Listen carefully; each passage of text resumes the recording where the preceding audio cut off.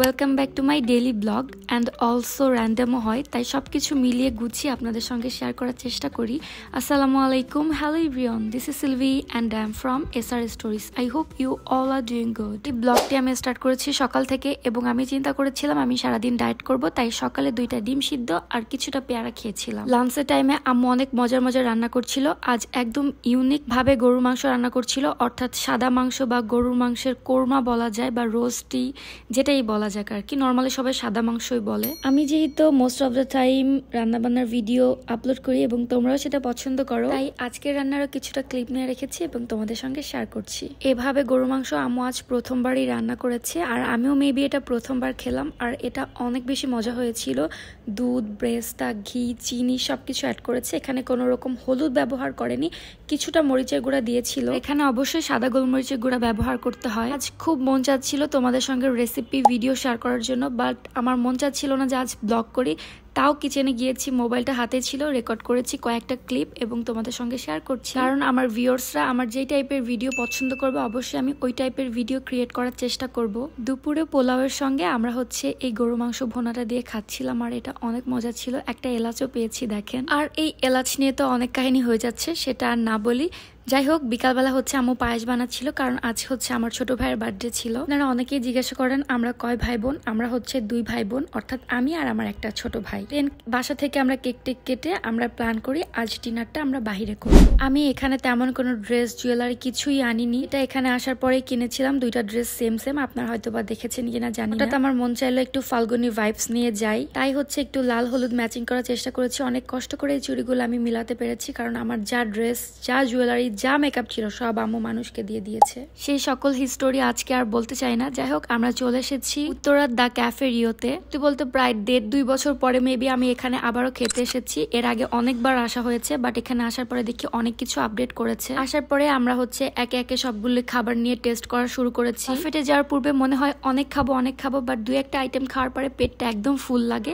আর আমি আমার প্লেটে যাই আনি না কেন, আমার জামাইয়ের প্লেট থেকে নিয়ে খাওয়ার স্বভাব তো আমার কোনোদিনও মনে হয় যাবে না, কারণ নিজের প্লেটের খাবারের থেকে কিন্তু অন্যের প্লেটের খাবারের টেস্ট বেশি মজা হয়, যদিও সেম ফুডই থাকে। হোয়াটএভার, আমাদেরকে স্পেশাল কাচ্চি দেন বিফ দেওয়া হয়েছিল, যেহেতু রিফাত বাড়ি জামাই বলে কথা। বেশ অনেক দিন ধরে মন চাচ্ছিল কাঁকড়া ভাজি খাবো, তো আজ কাঁকড়া ভাজিটা খেয়ে নিলাম।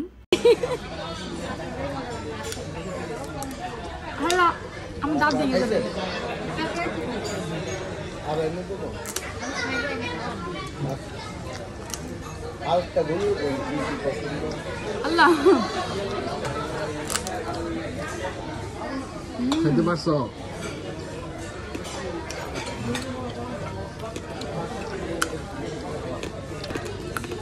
শক্ত।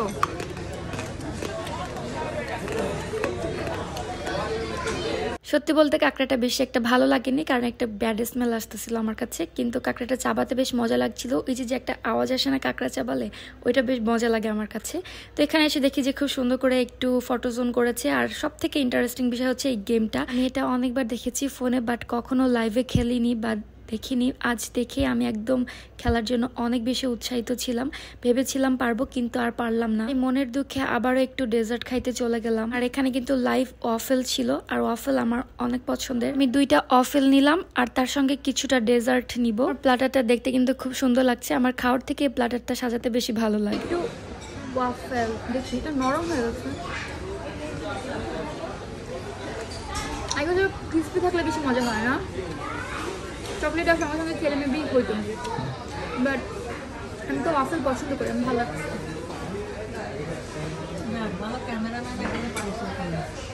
এটা খেতে খেতে আবারও মন চাচ্ছে যে আমরা ওই গেমটা খেলবো। যেমন চিন্তা তেমন কাজ, চলে আসলাম আবারও টাকা নষ্ট করার জন্য, কিন্তু এবারও আমরা পারলাম না। কিন্তু লাস্ট চান্স রিফাতকে দিলাম, দেখি রিফাত কি করে।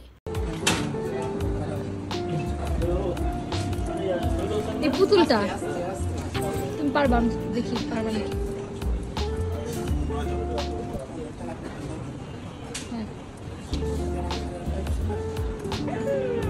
ও ইয়েস হইছে, ডান।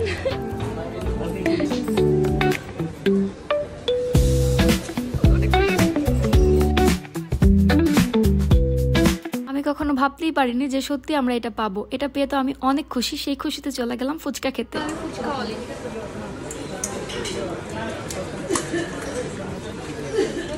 ফুচকা বানাইতে লাগছে আমাদের ফুচকার ডাল, তারপরে লাগছে একটু পেঁয়াজ, তারপরে লাগছে যদি স্পাইসি হ্যাঁ আচ্ছা বেশি করে কম কম দই ফুচকা নাকি টক ফুচকা নাকি ঝাল ফুচকা? দই ফুচকা ঠিক আছে। তাহলে এখন আমরা এখানে দিলাম টক দই না মিষ্টি দই and it's done. আমুরে দাও আমি খাই তুমি খাও না তোমাকে দিই। আমি খাবো না, আমি এটা খাবো না। আমি তো ভালো ফুচকা বানাই। অনেক খাওয়া দাওয়া এবং ফুল ফানের আজকের দিনটা শেষ হয়ে গেল। Thank you so much for the watching this video. আল্লাহ হাফেজ।